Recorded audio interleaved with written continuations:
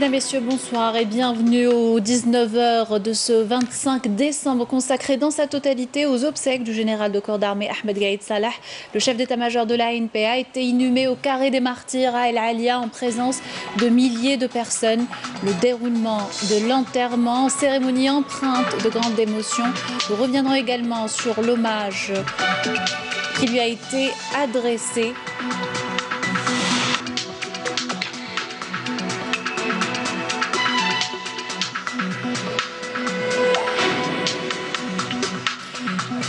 Nous reviendrons sur l'hommage du président de la République Abdelmajid Tebboune.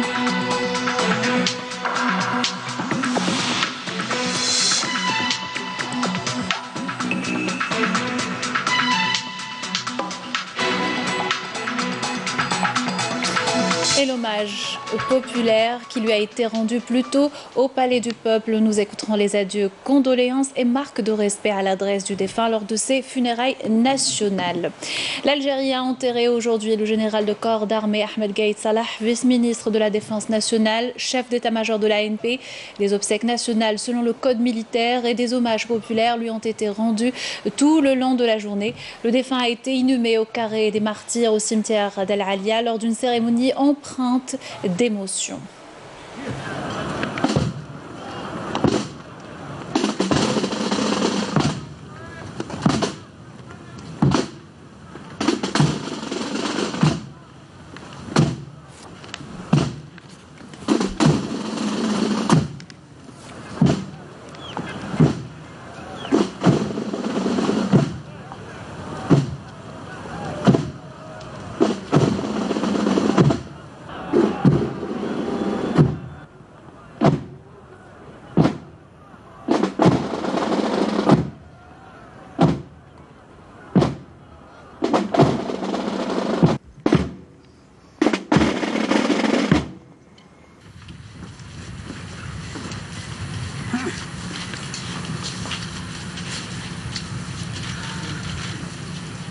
الله أكبر. الله أكبر.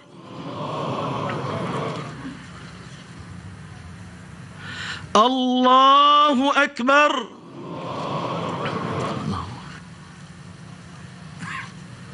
السلام عليكم.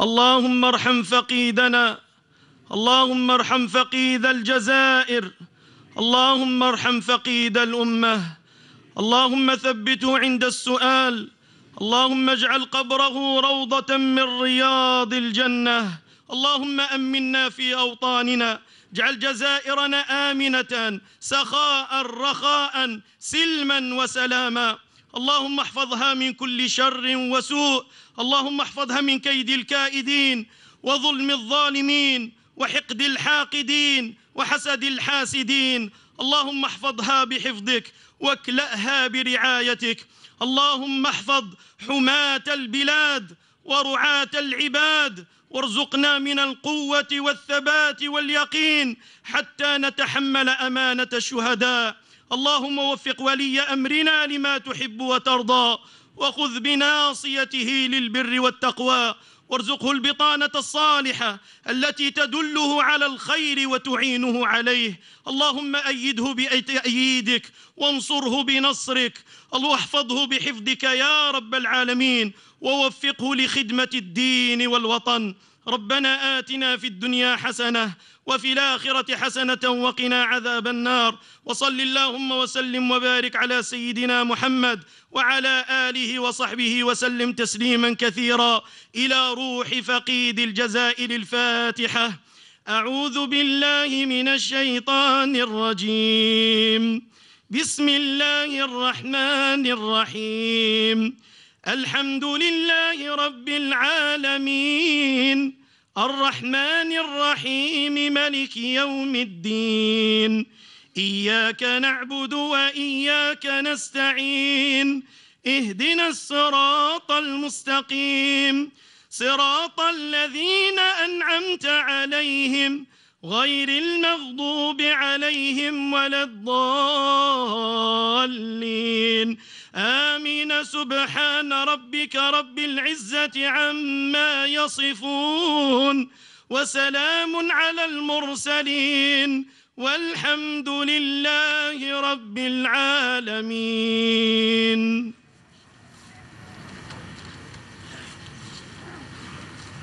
يقول الله تعالى في كتابه المبين: كل من عليها فان ويبقى وجه ربك ذو الجلال والإكرام.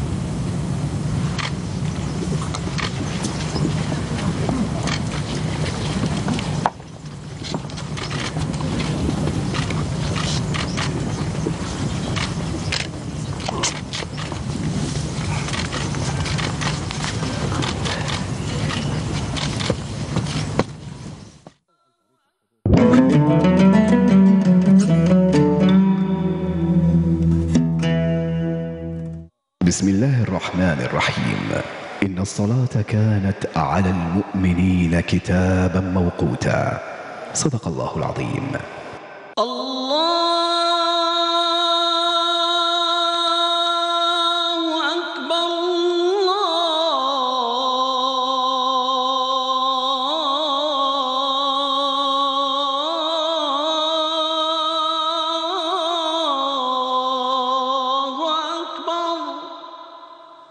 أشهد أن لا إله إلا الله. أشهد أن لا إله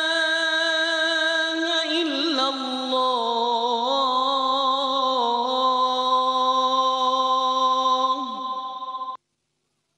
أشهد أن محمدًا رسول الله.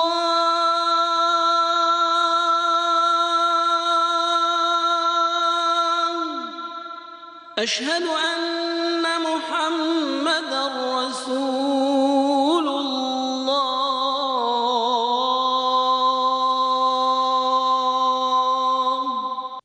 حي على الصلاة.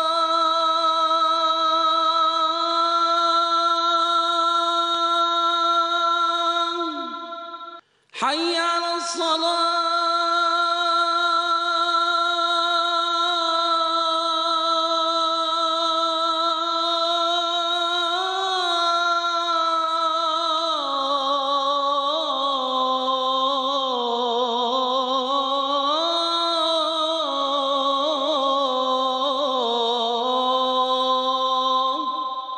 حي على الفلاح.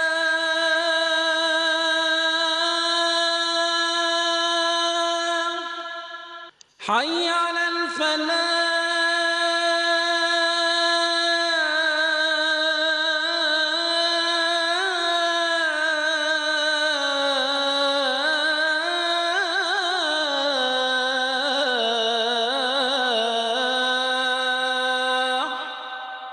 الله أكبر.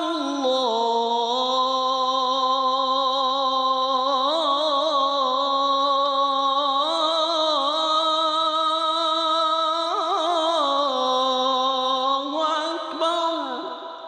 لا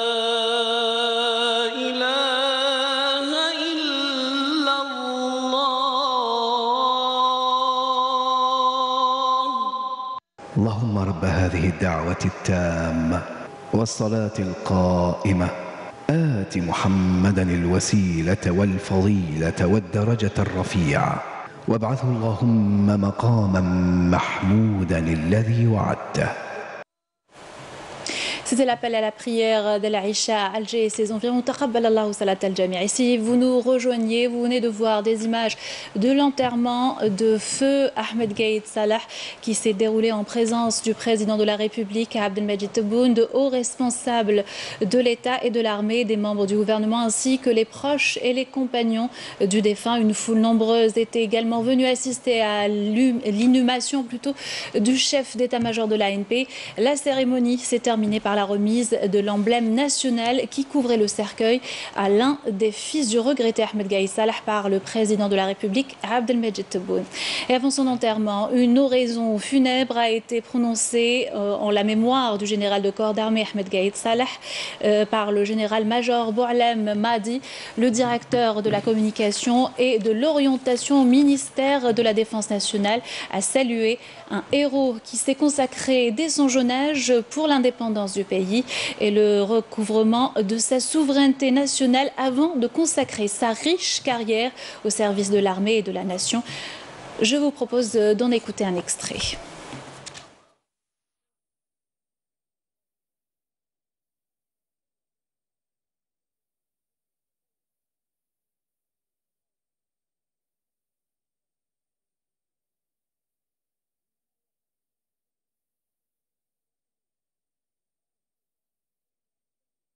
فقيدنا فقيد الجزائر صدق النية فلقي حسن الخاتمة.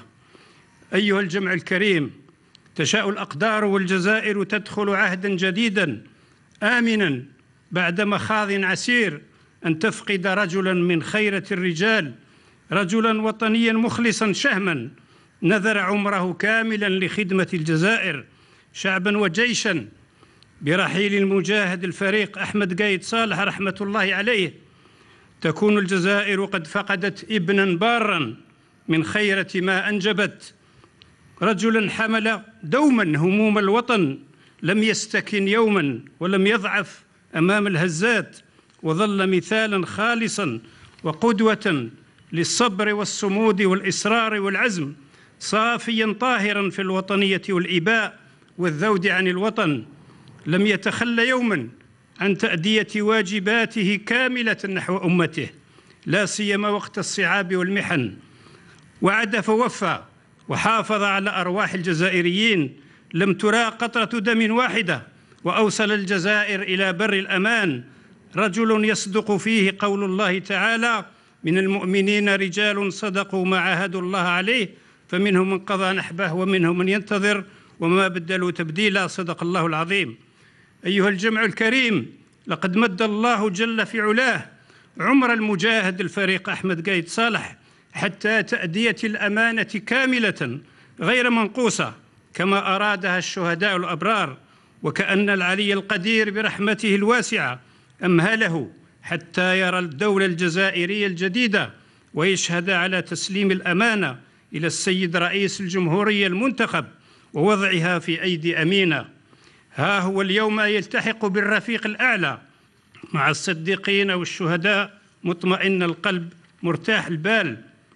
أيها القائد القدوة، إن كل ما بنيته وقدمته للوطن الغالي لن يذهب سدى، وسيحفظه ويصونه أبناؤك البررة عبر كل أرجاء الوطن الذين نهلوا من وطنيتك الفياضة وتعلموا على يديك أسمى معاني السمو وتقديس الوطن ونكران الذات في سبيل نهضة الجيش الوطني الشعبي ونهضة الجزائر وتطويره ورقي الوطن وازدهاره ووحدته.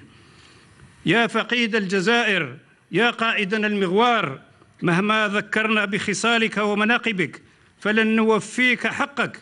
لقد عاهدناك في حياتك ونجدد عهدنا ونحن نشيعك اليوم إلى مثواك الأخير أننا سنبقى أشبالا وأسودا كما عهدتنا، حامين عارين الوطن من كل الطامعين والحاقدين، متشبعين بالقيم السامية التي حرصت على ترسيخها، متخذين من قيم نوفمبر وثورتنا المجيدة المعلمة والنبراس، ومن الوفاء لتضحيات شهدائنا الأبرار ومجاهدين الأخيار القوة التي نهتدي بها ولن نحيد عنها مهما كانت الظروف والأحوال ومهما كلفنا ذلك من ثمن. Et une cérémonie d'hommage au défunt Ahmed Gaïd Salah a débuté ce matin très tôt avec l'arrivée de sa dépouille au Palais du Peuple où durant plusieurs heures, des officiels, des militaires et des civils ont pu lui rendre un dernier hommage avant d'être transportés dans un cortège grandiose et accompagné d'une foule compacte vers le carré des Martyrs en passant par la symbolique rue de la Hélène. Bouchra Bouali nous décrit le parcours.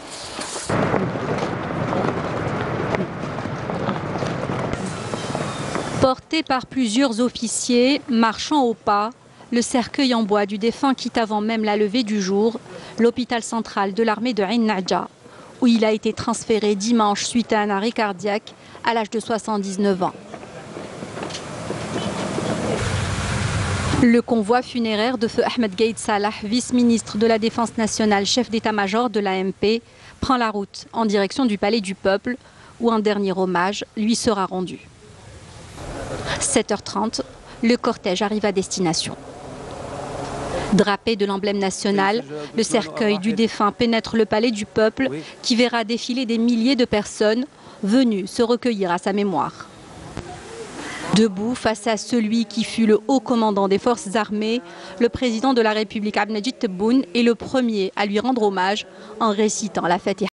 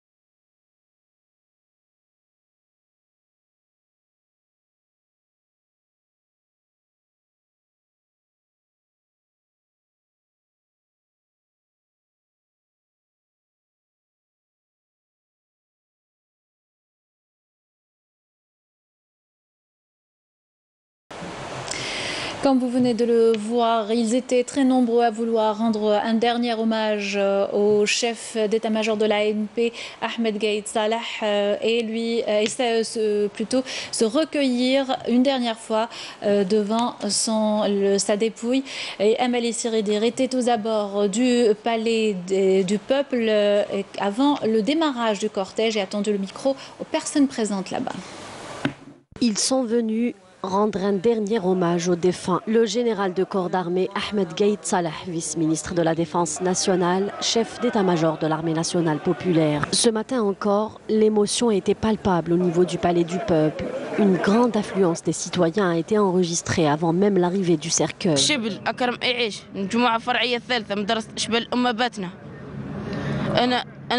أنا أعزي كل الجزائريين وخاصة عائلة قايد صالح لأنه يستحق كل الشكر والامتنان على كل ما قدمه للجزائر. جابنا حب القايد اللي راح علينا خسارة كبيرة للبلاد، خلاها راهو جدنا بابانا خلى أولاده يتسامى الشعب الجزائري كل اللي يتصاحب عليه، والحمد والشكر لك يا ربي اللي صلح لنا البلاد وقطرة دم ما ساحتش وصلحت الشبيبة ومشات معاه. اليوم رانا تنقلها من بلدية عين ياقوت ولاية باتنا مسقط رأس الفقيد وجينا نعزيو ونديو الواجب تاعنا. Je présente toutes mes condoléances à la famille du défunt Al-Qaïd Salah, au peuple algérien. Ce qu'il faut retenir aujourd'hui, c'est ce que nous a laissé le cher défunt, qui a été le père de l'Algérie. Aujourd'hui, j'ai le sentiment d'avoir perdu une seconde fois mon père. Ce qu'on doit retenir comme leçon pour quelqu'un qui a su réaliser l'impossible et le miracle qu'attendait tout le peuple algérien, il a pu rendre de la mission impossible une mission non pas possible, mais sûre. Et il a pu donc accompagner le peuple avec sa sagesse. Le message est donc de continuer le parcours et la mission qu'a entamé avec réussite le défunt, Al-Qaïd Salah, bima'na al-kalima. Et donc nous souhaitons que le président de la République continue à exécuter la stratégie sage et noble qu'a accompli avec réussite le cher défunt, notre cher père.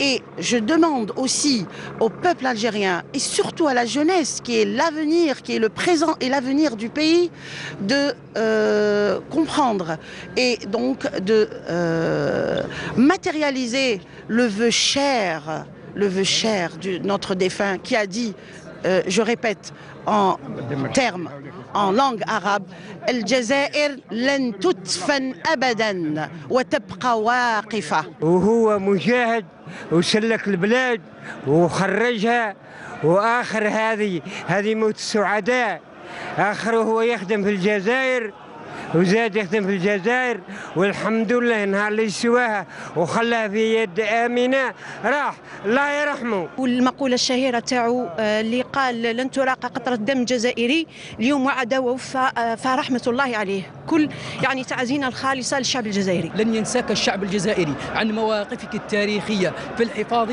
على الأمن والاستقرار في البلاد. سيخلدك التاريخ أنك صان الأمانة وحفظ الوديعة وأوصل الجزائر إلى بر الأمان. grâce à lui راهي الجزائر راهي بخير إن شاء الله، والحمد لله الحمد لله يا ربي اللي نجحنا ربي grâce à lui.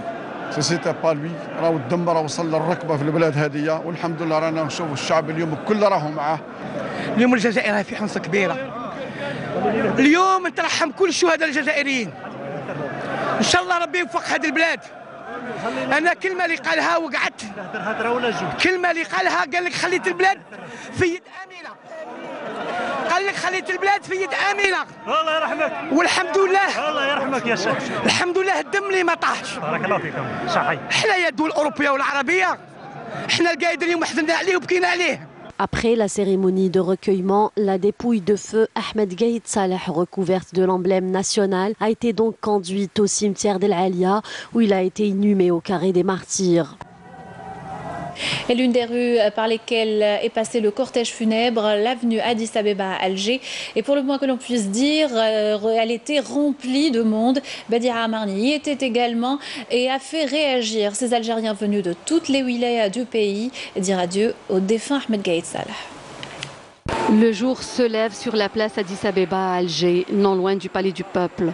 Cette rue s'est réveillée avec son rythme habituel avant qu'elle ne soit envahie par les citoyens nombreux à suivre le cortège funèbre du défunt général de corps d'armée Ahmed Gaïd Salah, vice-ministre de la Défense nationale, chef d'état-major de l'ANP, passé par là avant de regagner sa dernière demeure au carré des martyrs au cimetière d'El Alia. Hommes et femmes, jeunes et moins jeunes, et même des enfants ont accompagné celui que certains citoyens rencontrés qualifient de père. احنا رانا جينا من ولاية قنمة لمدينة الجزائر بنحضروا الجنازة تاع الفريق أحمد القايد صالح بابانا والمجاهد ربي يرحمه إن شاء الله باسم التنسيقية متقاعدي الجيش نقولوا له نترحموا عليه وإن شاء الله بربي إن شاء الله راهو خلى ناس رجالة من وراه وعلى الوطن هذايا وإن شاء الله ربي يرحمه ويوسع عليه. جيت من ولاية بسة باش نعظموا راجل بوينا قايد صالح ربي يرحمه. أنا جيت مواطن من ولاية بسة، جيت اليوم باه نحضر الجنازة تاع الفقيد الشهيد المرحوم أحمد قايد صالح لأجل التضحية اللي دارها في سبيل الوطن وكان عند العهد تاعو. نتمنى أن شاء الله الجزائر تكون فيها شهداء كما هو. بيرحموا نعزي أهله وأهل الجزائر كلها. ربي يرحمه ويرحم جميع الأمة الإسلامية. من باتنا وجينا صباح علينا جينا هنا رايحين قصر الشعب من ولاية بعد نروحوا للعالية إن شاء الله. جينا من ولاية غليزان نحضروا المراسم تشييع جثمان الفقيد ربي يرحمه الشهيد القايد صالح، وهذه الله غالب رجل فقدناه رجل الأمة. Le cortège funèbre transportant le défunt est passé aux alentours de midi par la place Addis Abeba où de nombreux citoyens l'attendaient. Drapé de l'emblème national et entouré de gerbes de fleurs, la dépouille du général de corps d'armée Ahmed Gaïd Salah était transportée sur un véhicule militaire et jusqu'au cimetière d'El Alia. L'émotion des citoyens était visible sur de nombreux visages.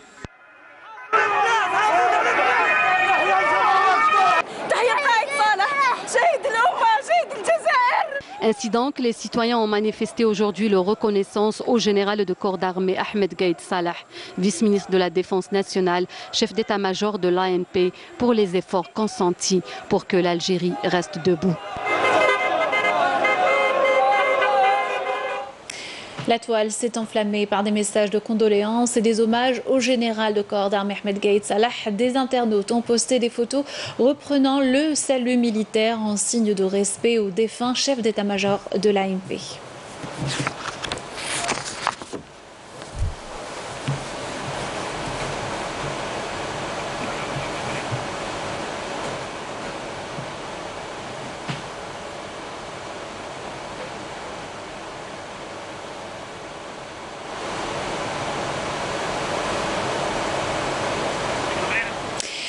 Et bien sûr, les Algériens installés à l'étranger ont également tenu à rendre hommage au feu Ahmed Gaïd Salah. Et c'est à Paris, où est établie la plus grande communauté algérienne, que Saïda Mariouf a recueilli ces témoignages pour vous. C'est avec une grande tristesse qu'on apprend quand même le décès de notre compagnon, ex-chef d'état-major des armées Gaïd Salah, qui nous a vraiment accompagnés pendant tout le long du processus. Et franchement, son décès, sa perte est une véritable perte pour l'Algérie. C'est l'un des pères de la nation quand même. Il a servi l'Algérie jusqu'au bout. Il est intervenu au grand moment où l'Algérie avait besoin de lui et a besoin de tous ses enfants. Le moindre qu'on puisse dire aujourd'hui, c'est qu'il a été jusqu'au bout de sa mission. Il a accompli sa mission envers sa nation, envers sa patrie. Ça m'a fait de la peine parce qu'on a perdu un homme. ماذا بينا بلادنا تسقم فوالا اي سا سا ريان دو كريتيكي فوالا سقم البلاد ماذا بينا بلادنا تسقم مالغري كنا عايشين هنا هذيك بلادنا نعياو ونوليو لتما اي فوالا. Ce qui est arrivé, c'est vraiment très très malheureux ce qui est arrivé à Gaïd Salah. Pour moi, c'est un homme courageux. Il a eu le courage pendant un an à vouloir se débattre tout seul pour arriver à quelque chose. Tout ce que j'ai à dire, Allah yarhamou, parce que pour moi c'est un homme courageux, c'est un homme qui a vraiment qui avait beaucoup d'ambition. On est en deuil, voilà. أنا بروحي راني قلبي راني وحق اكتب ربي راني حزين. Un grand homme, il a fait des choses, il est arrivé au Rabb al-Alamin, وصلوا للمرغوب تاعو, وصلوا تما وين les élections sont bien passées, et aujourd'hui on a un président واش نترحموا عليه. انا نقول الله يرحمه ويوسع عليه وربي يثبته ان شاء الله, وربي يعطي الصبر للاهل تاعو وللجزائر كامل. Voilà ce que je souhaite beaucoup de bonheur pour l'Algérie. الله يرحمه ويوسع عليه وان شاء الله يكون من اهل الجنه ان شاء الله. حنا ندعوا له غير دعاوي الخير, وهو خدم في الجزائر, دار في الجزائر, وهضر على لي زالجيريان قال لهم اون غوت 200 ما تطيحش لازم تقعد. وهو بنى كاع بريسك لي فرونتيير, كاع بناهم, كاع المجاهدين لي جون كي زابيت لابا كاع دار لهم حوايج مليحه. واليوم ان شاء الله ربي يكون من اهل الجنه, وان شاء الله رانا ودرنا فريمون ان تري كرون جينيرال مسكين. فوالا والحمد لله. فوالا ان شاء الله يكون من اهل الجنه وندعوا له دعوه الخير. فوالا الجزائر لحقت حتى لي زيليكسيون, وكان ماشي هو ما كانش لي زيليكسيون كانوا يروحوا الجزائر كاع الشعب راه كاع مع الجزائري. ما يلزمش نخلوا الجزائر وحدها, باسكو الجزائر الا خليناها وحدها كاين اللي يطبقونا ويخلونا. باسكو حنا كافحنا مع الجزائر, كافحنا مع المجاهدين ودرنا حوايج, جبنا لانديبوندونس, واليوم حنا قلنا هذو اللي مازالوا اللي راهم هنا هما اللي لازم يرفدوا لو فلامبو. الا ما رفدوش هما لو فلامبو دونك يوغا بلو ريان. انا لازم يكونوا زعامه ويكونوا يد في اليد. C'est avec une immense tristesse que nous avons appris le décès de général-major M. Gaïd Salah, ce monsieur avec un grand H nous a vraiment accompagnés dans le processus électoral. Et si nous avons réussi notre mission, c'est en grande partie grâce à lui. Donc ce qu'il a fait restera dans l'histoire. Je pense que ce monsieur, il a écrit son nom avec des lettres en or dans l'histoire de notre cher pays. C'est la fin de ce journal. Merci de l'avoir suivi. On se quitte avec ces belles paroles de la sœur du défunt général de corps d'armée, Ahmed Gaïd Salah, vice-ministre de la Défense nationale, chef d'état-major de l'ANP. المهم خويا مات شهيد, مات حر, مات مجاهد أصيل من عائلة ثورية, قرا باب القرآن وقراه غير على الإيمان. راه خدم بلادو 10 أشهر وزيادة, دار الواجب وزيادة, ومتحمل البلاد على الكتاب. يوم قام الرئيس سلمها له, سلم الأمانة للماليه, وربي إن شاء الله يجعله في الجنة ويجعله إن شاء الله خير, دار الخير يلقى الخير.